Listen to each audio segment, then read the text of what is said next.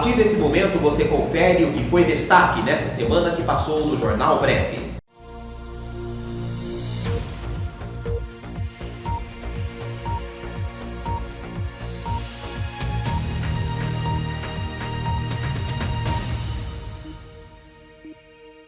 Bolsonaro nomeia delegado Rolando de Souza para comando da Polícia Federal.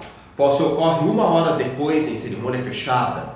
A oficialização do nome de Rolando de Souza ocorre 5 dias depois de o ministro Alexandre de Moraes, do Supremo Tribunal Federal, suspender a decisão de Bolsonaro de nomear para o comando da PF o diretor-geral da Agência Brasileira de Inteligência, ABIN, o também delegado Alexandre Ramagem. Rolando Alexandre de Souza é delegado da Polícia Federal e desde setembro de 2019 ocupava o cargo de secretário de Planejamento e Gestão da ABIN, onde chegou por indicação de Alexandre Ramagem. Antes, entre 2018 e 2019, Souza foi superintendente da Polícia Federal em Alagoas. Ele também foi chefe do Serviço de Repressão a Desvio de Recursos Públicos e ocupou cargos de chefia na Divisão de Combate a Crimes Financeiros e na Superintendência da Polícia Federal em Rondônia. Forças Armadas estão do lado da lei, da ordem, da democracia e da liberdade, diz ministro da Defesa. O ministro da Defesa, Fernando Azevedo e Silva, afirmou em nota nesta segunda-feira que as Forças Armadas cumprem a sua missão constitucional e que estarão sempre ao lado da lei, da ordem, da democracia e da liberdade. A nota foi divulgada no dia seguinte à participação do presidente Jair Bolsonaro em um ato com pautas antidemocráticas e inconstitucionais. Em transmissão durante o protesto, Bolsonaro afirmou que chegou ao limite e que não tem mais conversa, sem explicar o que queria dizer com isso. A nota do Ministério da Defesa também classifica como inaceitável a agressão a profissionais da imprensa. No domingo, Dia Mundial da Liberdade de Imprensa, jornalistas e fotógrafos foram agredidos enquanto registravam o ato em frente ao Palácio do Planalto. No discurso, Bolsonaro disse que as Forças Armadas estão com ele e que chegou ao limite, que não tem mais conversa, sem explicitar o que isso significa e o que pretende fazer caso haja novas decisões judiciais sobre atos da Presidência da República, considerados ilegais. Sem citar diretamente a Alexandre de Moraes e a decisão que suspendeu a nomeação de Alexandre Ramagem para a direção-geral da Polícia Federal, o presidente Jair Bolsonaro disse que não vai mais admitir interferências. Na última semana, Bolsonaro classificou a decisão de Moraes como política e pediu que a Advocacia Geral da União recorresse para liberar a posse de Ramagem. Nesta segunda-feira, o presidente nomeou Rolando Alexandre de Souza para a direção-geral da Moro. Você tem 27 superintendências, eu quero apenas uma, a do Rio de Janeiro. O antagonista teve acesso à íntegra do depoimento de Sérgio Moro. Um dos trechos confirma o que o antagonista publicou ontem sobre a insistência de Jair Bolsonaro em trocar o superintendente da Polícia Federal no Rio de Janeiro. Moro disse que no começo de março de 2020 estava em Washington em missão oficial com o então diretor-geral Maurício Valeixo, quando recebeu uma mensagem de Bolsonaro no WhatsApp. O presidente queria novamente a substituição do superintendente do Rio de Janeiro, agora Carlos Henrique. Segundo Moro, a mensagem tinha mais ou menos o seguinte teor: Moro, você tem 27 superintendências, eu quero apenas uma, a do Rio de Janeiro. Moro afirmou que não nomeou e não era consultado sobre as escolhas dos superintendentes, pois isso cabia ao diretor-geral, e que nem mesmo indicou o superintendente do Paraná. Por isso, os motivos para a troca devem ser indagados ao próprio Bolsonaro. PGR pede investigação de agressão a enfermeiras em ato. A Procuradoria-Geral da República pediu nesta terça-feira que o Ministério Público Federal, o MPF, no Distrito Federal, investigue as agressões contra profissionais de saúde por apoiador do presidente Jair Bolsonaro durante ato silencioso em Brasília na sexta-feira, mostrou o documento do órgão. Os profissionais de enfermagem faziam o ato para lembrar os colegas mortos durante os trabalhos de combate à pandemia da Covid-19, doença respiratória provocada pelo novo coronavírus, quando foram agredidos por um apoiador do presidente. No documento enviado ao procurador-chefe da Procuradoria da República no Distrito Federal, Cláudio Dreumes José de Siqueira, o procurador da República, João Paulo Lordelo Guimarães Tavares, pede que o caso seja investigado, pois os atos podem implicar em crimes como contra a administração pública e contra a Lei de Segurança Nacional. No pedido, Lordelo afirma que as agressões são dotadas de inegável gravidade, razão pela qual solicito a Vossa Excelência a distribuição da presente notícia-crime para a adoção das medidas que o Procurador da República natural compreender necessárias, afirmou. TRF4 mantém condenação de Lula em segunda instância por caso do sítio em Atibaia. O TRF4 negou recurso e manteve a condenação do ex-presidente Lula em segunda instância pelo caso do sítio em Atibaia, em julgamento virtual finalizado nesta quarta-feira. A decisão foi unânime. Em função da pandemia do coronavírus, as sessões estão sendo feitas virtualmente. O julgamento do recurso de Lula iniciou em 27 de abril. A oitava turma, responsável na Corte pelos processos da Lava Jato, também rejeitou o pedido de adiamento da análise dos embargos de declaração. A defesa do ex-presidente pedia que o julgamento ocorresse em sessão presencial.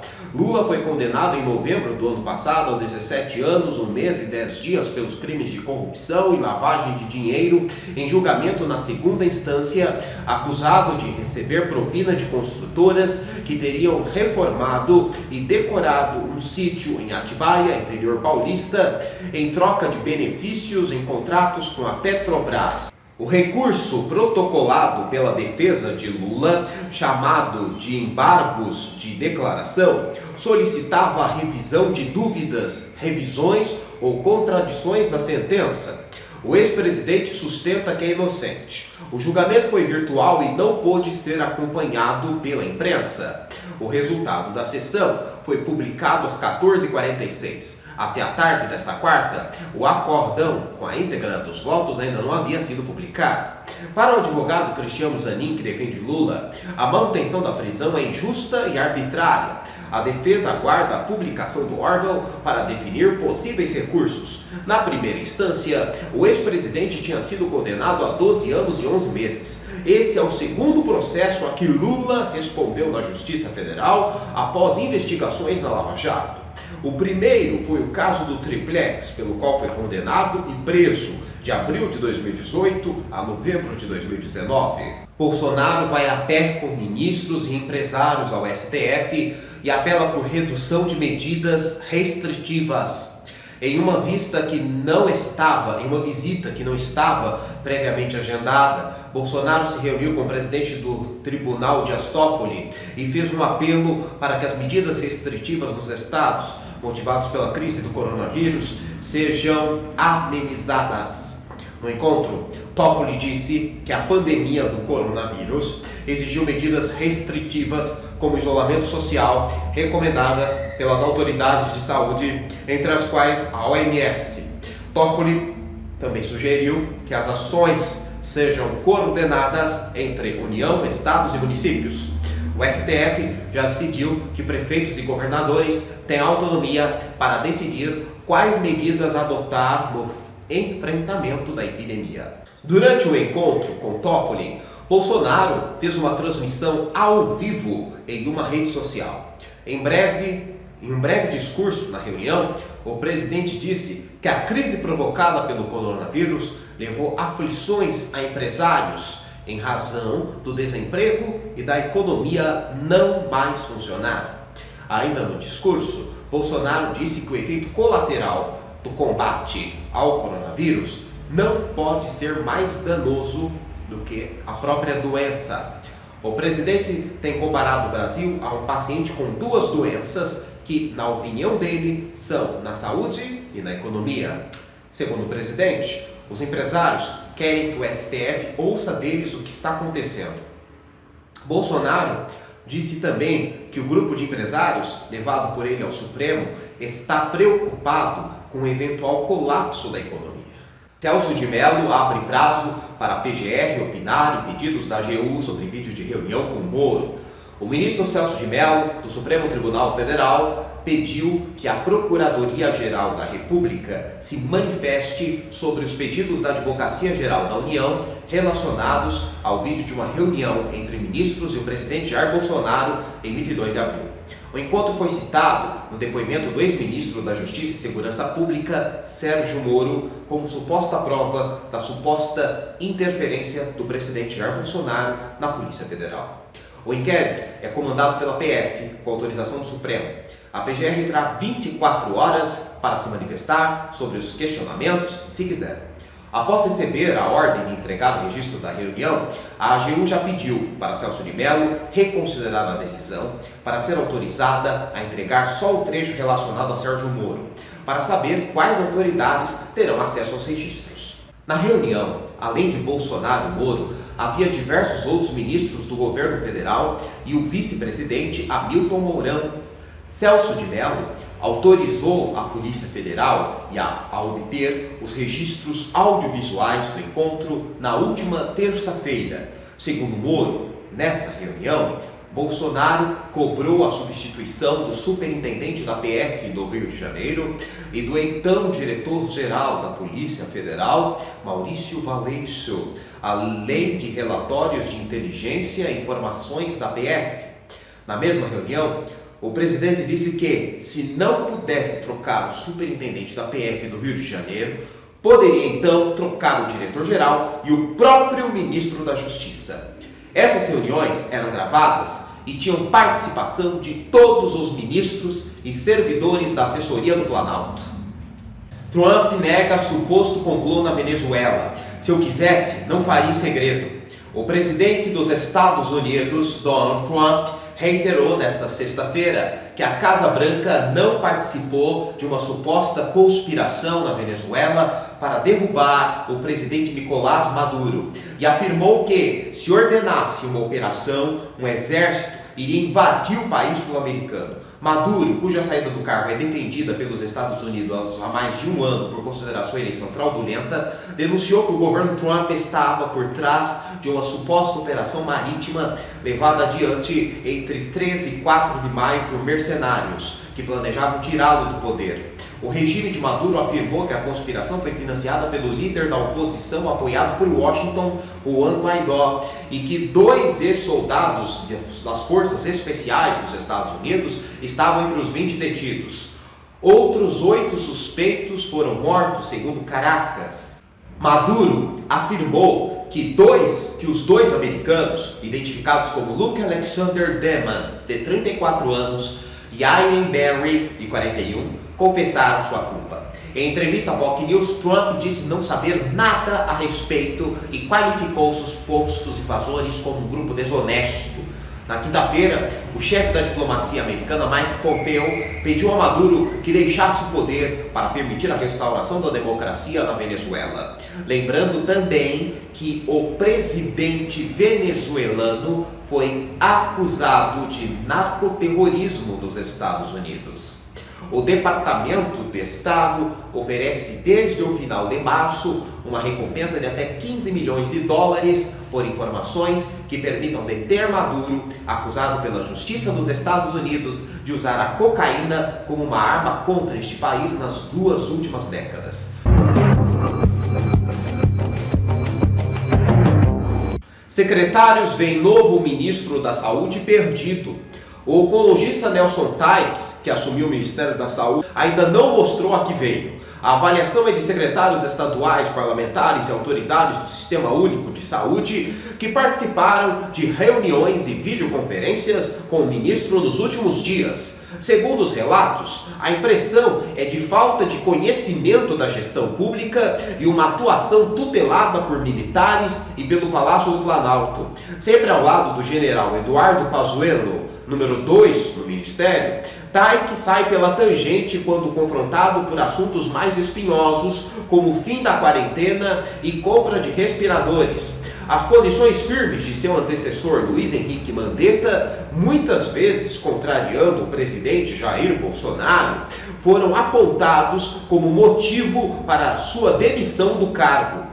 Nos bastidores, secretários de Estado de municípios dizem, em tom irônico, que o verdadeiro ministro da Saúde é Pazuello, pois em reuniões o militar trata sobre o que a pasta de fato entregará. TAIC usa termos vagos, segundo esses interlocutores, e afirma que busca dados para todas as situações. Em audiência no Senado na semana passada, TAIC foi duramente criticado por senadores por não se posicionar claramente sobre o isolamento social. Estou estarrecido, com todo respeito, mas acho que é uma dubiedade séria. Por favor, seja firme e claro nessa posição. Dê o recado à nação como líder da saúde no país. Não pode haver dubiedade, especialmente quando o presidente da República está dando sinais contrários, afirmou Tasso Gereissati. O clima na sessão piorou após o ministro falar em alterar a diretriz de distanciamento social. Após queixa dos senadores, TAIC defendeu-se, dizendo que o ministério nunca defendeu a saída do isolamento.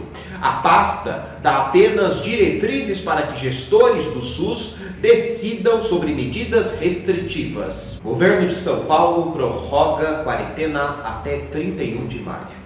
O governador João Dória prorrogou a quarentena em todo o estado de São Paulo até o dia 31 de maio. O anúncio foi feito no início da tarde desta sexta-feira, em coletiva no Palácio dos Bandeirantes, na zona sul da capital paulista. Dória defendeu que a flexibilização das medidas restritivas, neste momento, prejudicaria não apenas o sistema de saúde, mas também a própria economia do Estado. Com a decisão, permanecem autorizados a funcionar apenas serviços essenciais. A ampliação do isolamento se deve ao aumento do número de casos e mortes em razão do coronavírus. O governo buscava entre 50% a 60% para iniciar a flexibilização, mas as autoridades de saúde apontam que a taxa ideal seria de 70%. O Estado nunca chegou ao valor ideal, sendo que as maiores taxas de 59% sendo registradas apenas em domingos. A propagação cresce 4 vezes mais rapidamente nas cidades do interior e do litoral do que na Grande São Paulo, segundo dados do governo. A administração estadual acredita que até o final de maio, todas as 645 cidades do estado terão casos confirmados da doença e poucas cidades conseguirão manter uma média acima do índice mínimo exigido. São Sebastião e Ubatuba, no litoral, estariam em segundo. Obrigado por ter nos assistido. O Jornal Breve volta na segunda-feira. Até lá!